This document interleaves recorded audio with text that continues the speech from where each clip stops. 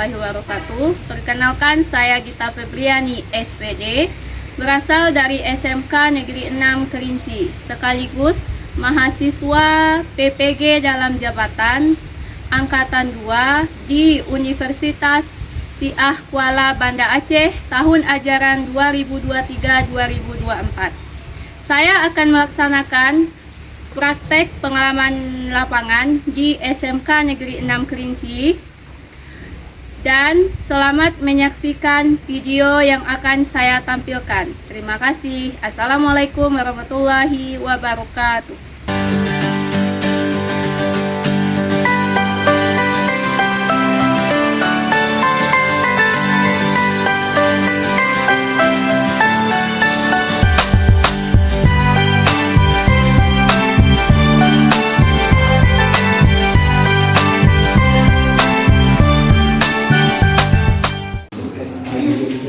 Assalamualaikum. Waalaikumsalam warahmatullahi wabarakatuh. Baiklah, bagaimana kabarnya hari ini? Baik. Sebelum kita mulai pembelajaran, kita berdoa dulu ya. Siapa yang memimpin doa? Saya. Ya, ketua kelas, depan.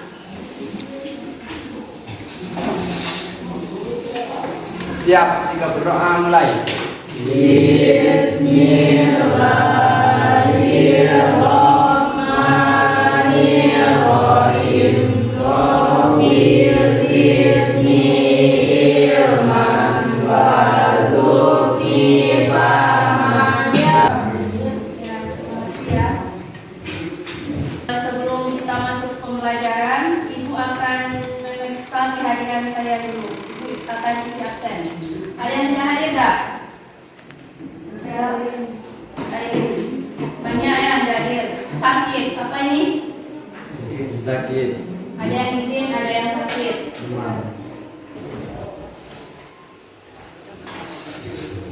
Kan minggu kemarin kan kita sudah belajar tentang apa?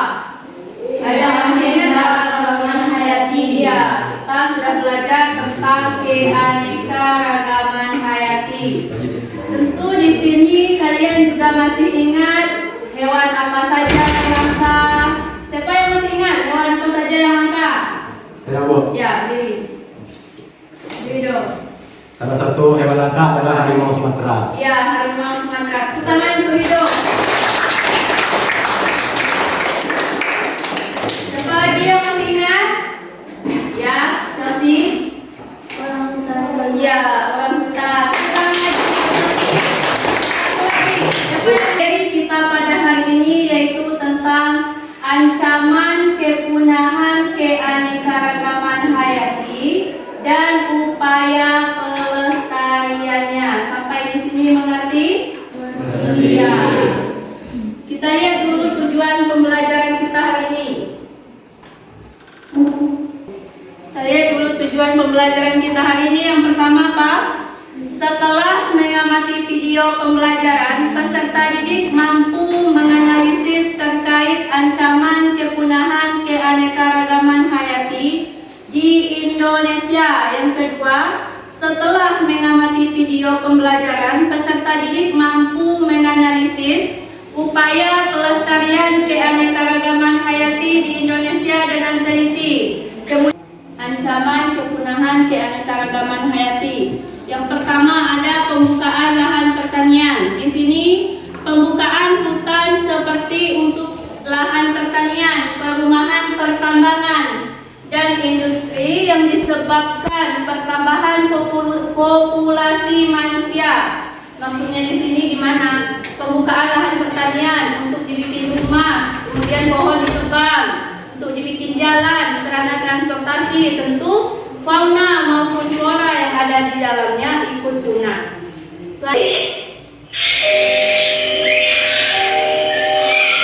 Berikut ini adalah kisah orang utan yang diberi nama Ho, dimuat dalam Kompas 24 Juli 2019. Dengan enteng, manusia mencaci hewan ini sebagai hama. Padahal jika diibaratkan, mereka telah pribumi dan kita adalah penjajahnya.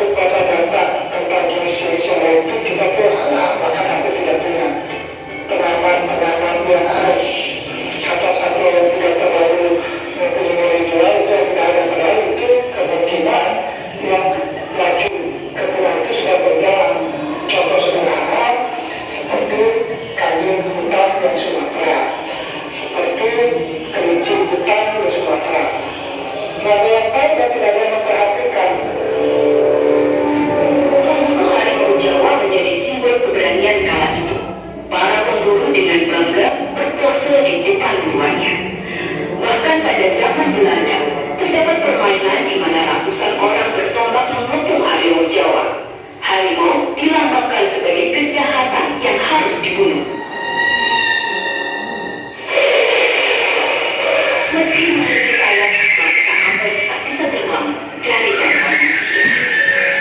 Jadi pada saat ini burung yang sudah dianggap punah itu adalah burung Jawa atau Pandanus mahaterus.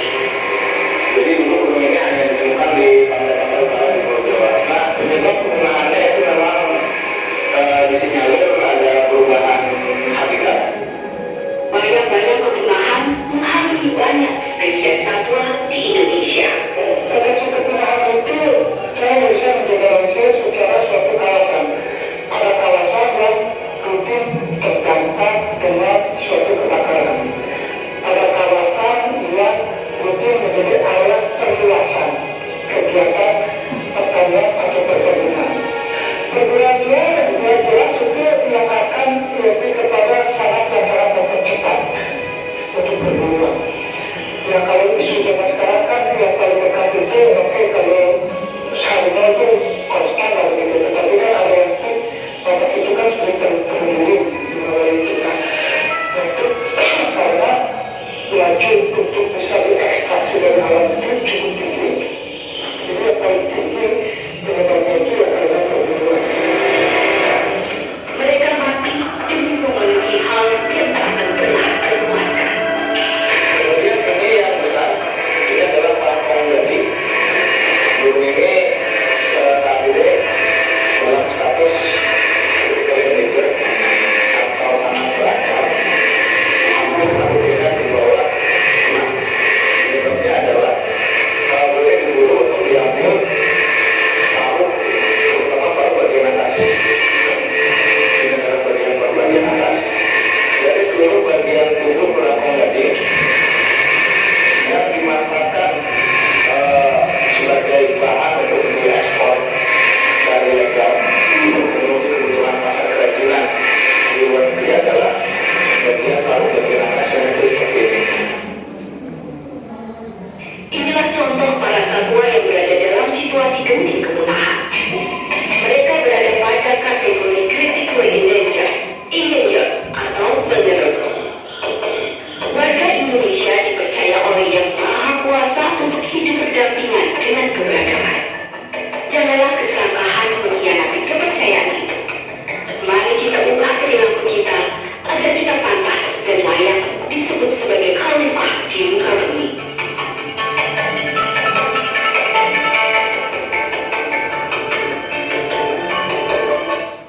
Ya, sekarang ini udah duduk berkelompok kan, udah ibu bagikan kelompok tadi kan. Jadi ini LKPD yang harus kalian isi berhubungan dengan video dan materi yang ibu sampaikan tadi. Ini secara berkelompok ya.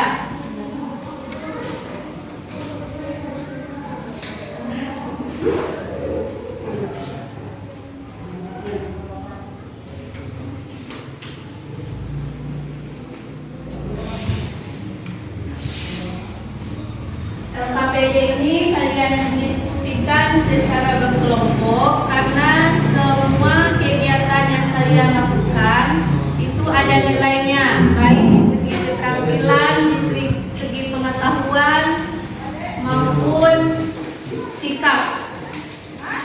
Semua bernilai ya.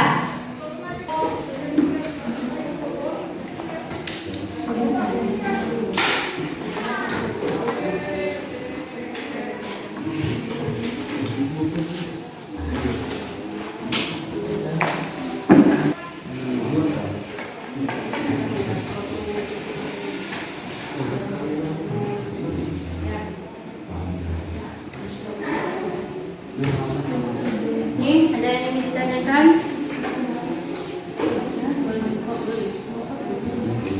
Ya. Ini kalian ambil kan? Baik. Ya, wis. Ini nomor 1 kalian jawab berdasarkan gambar ini. Kemudian nomor 2 sama nomor 3 itu berhubungan juga juga dengan gambar. Nomor 4, simpulan dari yang kalian jawab tadi. Nomor 5, upaya. Kan ada kan dijelaskan tadi upayanya kayak gimana, ancamannya, semuanya yang ada di sini semuanya. Dan ada yang ditanyakan, Dok, nih udah dibikin nama nih. Udah, kemudian kalian jawab nomor 1, 3 sama 4 berhubungan dengan video tadi. Ada gambar juga kan? Nah, kemudian nomor 5 baru cara pelestariannya. Udah tadi kan? Ngerti? Ngerti. Ya. Ya.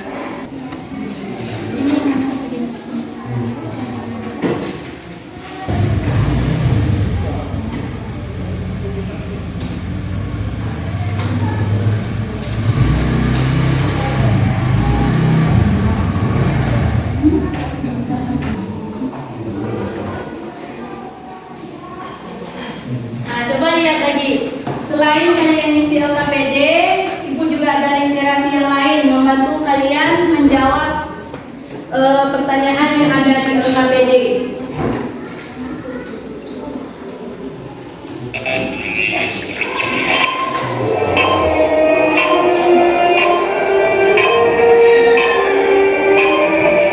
Sambil lihat literasinya juga, mana tahu kan dari sini apa. Aktivitas manusia yang menurunkan keanekaragaman hayati ataupun biasa disebut dengan dampak negatif itu ada beberapa faktor penyebabnya.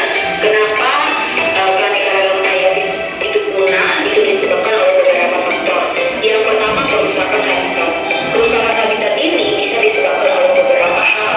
Yang pertama misalnya pengembangan hutan, pemukiman, dan akhirnya tumbuh menjadi suatu perkotaan. Nah, jadi hal tersebut itulah yang menyebabkan kerusakan dari habitat keanekaragaman hayati.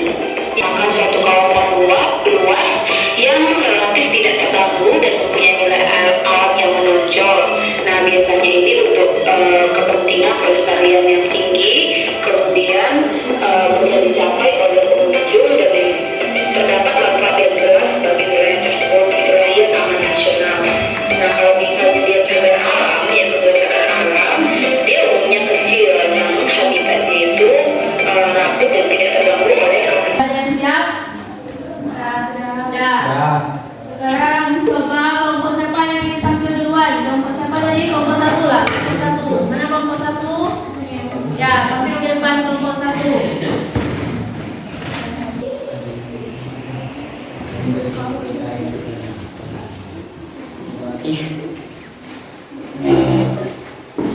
Assalamualaikum warahmatullahi wabarakatuh. Waalaikumsalam warahmatullahi wabarakatuh. Baiklah, kami akan membaca materi tadi upaya pelestarian keanekaragaman hayati di Indonesia. Penebangan hutan secara liar, pembakaran hutan atau pembukaan lahan. 2, 3, pemburuan liar seperti pada gajah. Dalam kesimpulan di atas, kami menyimpulkan bahwa keanekaragaman hayati sangat berperan penting terhadap keseimbangan lingkungan. Keanekaragaman hayati merupakan kekayaan alam yang berharga. Oleh karena itu, kita harus melakukan tindakan cepat dalam menangani keanekaragaman hayati dengan menjaga ekosistem, tempat hidup hewan langka, serta tumbuhan langka dan ikut mengawasi ekosistem hewan dan tumbuhan. Setelah melakukan pemecahan masalah di atas, jawab pertanyaan berikut. A. Menurut analisis Anda, faktor apa saja yang menyebabkan hilangnya keanekaragaman hayati? 1. Ada. Kami dari kelompok 3 ingin bertanya. Coba kalian jelaskan dampak dari kebakaran hutan. Terjadinya erosi akibat musnahnya hutan dengan tanamannya akibat kebakaran hutan dan menyebabkan terganggunya ekologi hutan dan keanekaragaman hayati. Baik fauna maupun flora juga akan musnah. Mas, saya jelas.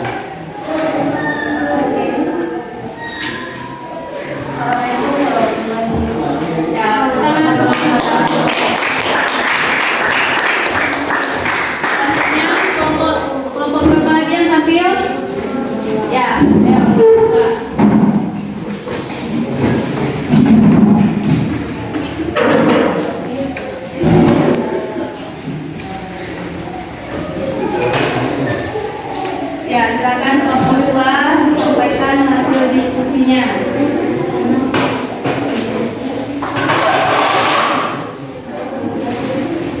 Assalamualaikum warahmatullahi wabarakatuh. Kami dari kelompok 2 ingin mempresentasikan tentang keanekaragaman hayati di Indonesia. Perkenalkan, nama saya Nurfitria Zaryadi. Di sebelah kiri saya ada Omi Nabia, di sebelah kanan saya ada Nori Wahida, dan di sebelah kanan Nori ada Chelsea Kesuma. Saya akan menyerahkan lembaran tugas ini yang akan dibacakan oleh Chelsea Kesuma. Kesimpulan di atas, kami menyimpulkan bahwa keanekaragaman hayati sangat berperan penting terhadap keseimbangan lingkungan. Keanekaragaman hayati merupakan kekayaan alam yang berharga. Oleh karena itu, kita harus melakukan tindakan cepat dalam menangani keanekaragaman hayati dengan menjaga ekosistem tempat hidup hewan langka serta tumbuhan langka dan ikut promosi ekosistem hewan dan tumbuhan. Faktor yang menyebabkan hilangnya keanekaragaman hayati adalah kerusakan dan pemusnahan habitat, maksudnya jenis hewan peliharaan dan tumbuhan baru pada habitat tanpa penelitian dan pengembangan seksama. Penggunaan jenis tumbuhan dan hewan pada suatu habitat secara berlebihan, pencemaran lingkungan, adanya perkembangan industri, pertanian dan perhutanan, adanya eksploitasi berlebihan saat penambangan logam dan pemanfaatan biota laut. Upaya yang harus dilakukan agar kelestarian keanekaragaman hayati tetap terjaga, salah satunya kelestarian in situ, yaitu upaya kelestarian sumber daya alam hayati di habitat atau tempat aslinya. Contohnya Suaka Marga Satwa dan Komodo di Taman Nasional Komodo di Pulau Komodo.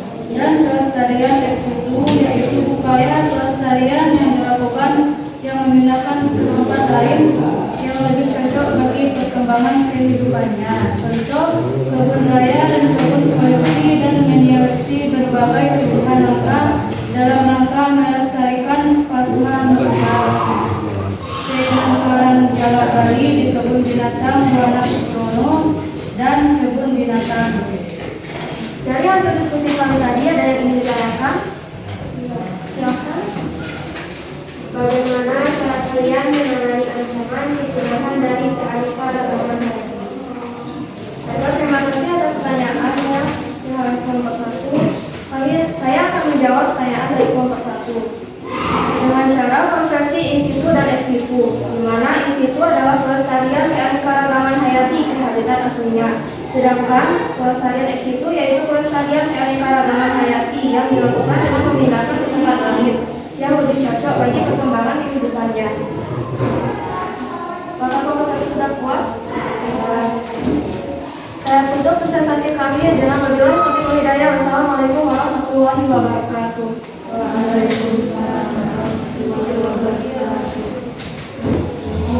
Dan semua anak pilih. Siapa yang dapat menyimpulkan diskusi kita hari ini? Kan ada tadi apa saja yang kita diskusikan. Siapa yang dapat menyimpulkan?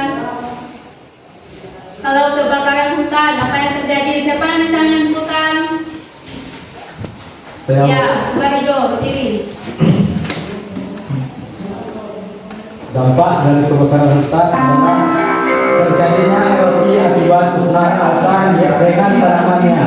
Akibat kebakaran hutan dan menyebabkan terganggunya kehidupan dan keanekaragaman hayati, baik fauna maupun flora juga akan musnah.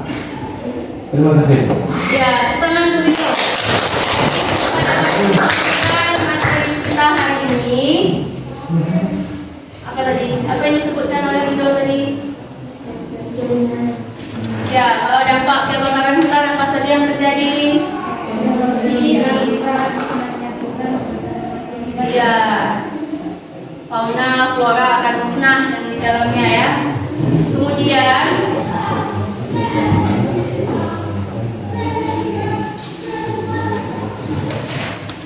sekarang kita lihat simpulan dari materi kita hari ini, dari video yang kita tampilkan, dari diskusi yang kita presentasikan apa? Kita dapat menyimpulkan bahwa yang pertama tidak membunuh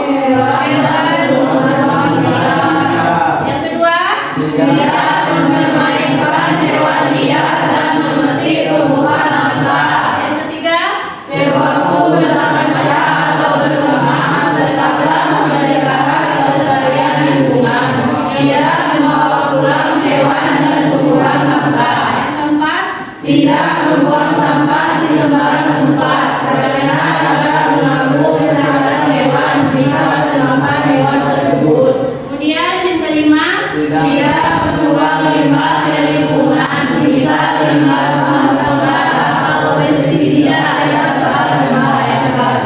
Kemudian ada lagi pelestarian in situ dan ex situ tadi kan. Kalau in situ tadi apa?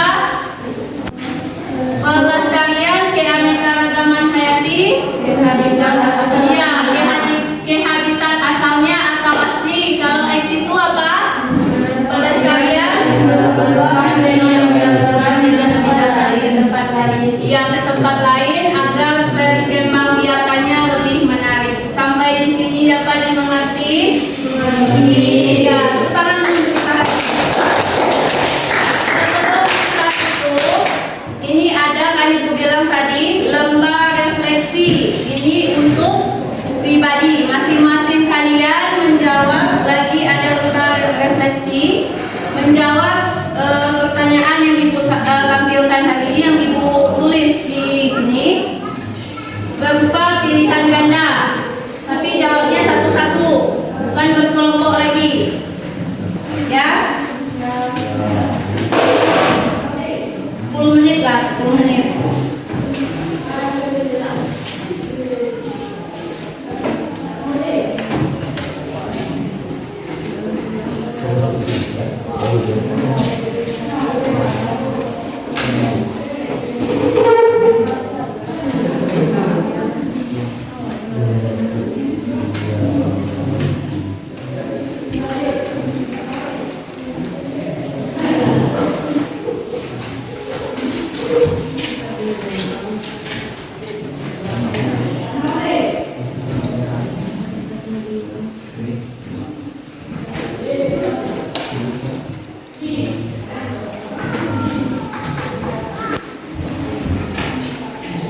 Ya, kalian jawab pertanyaan yang ibu kasih. Ibu kasih waktu 5 menit. Kan udah tahu tadi kan? Udah banyak tadi literasinya yang ibu berikan. Ada lagi teman kalian yang tampil, semuanya udah ibu bahas di situ. Semuanya udah kalian bahas. Tinggal kalian jawab lagi. Kemudian lembar LKPD-nya kalian kumpul bersamaan dengan lembar refleksi.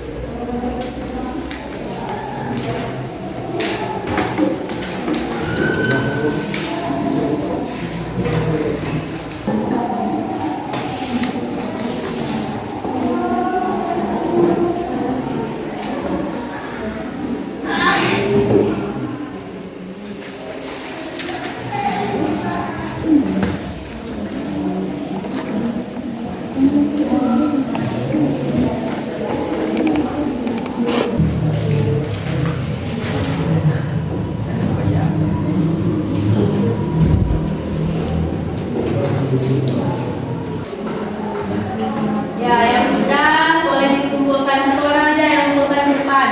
Langsung dengan jawaban LKPD yang tadi.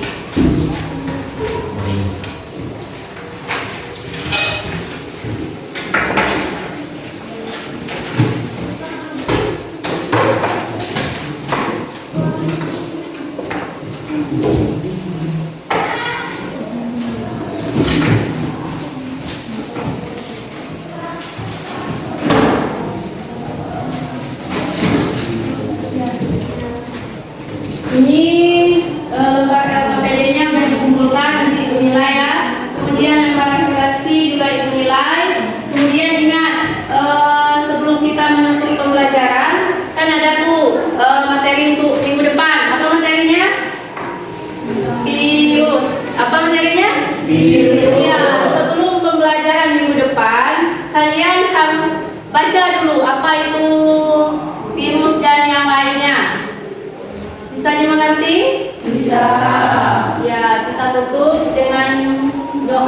Siapa? Ketua kelas.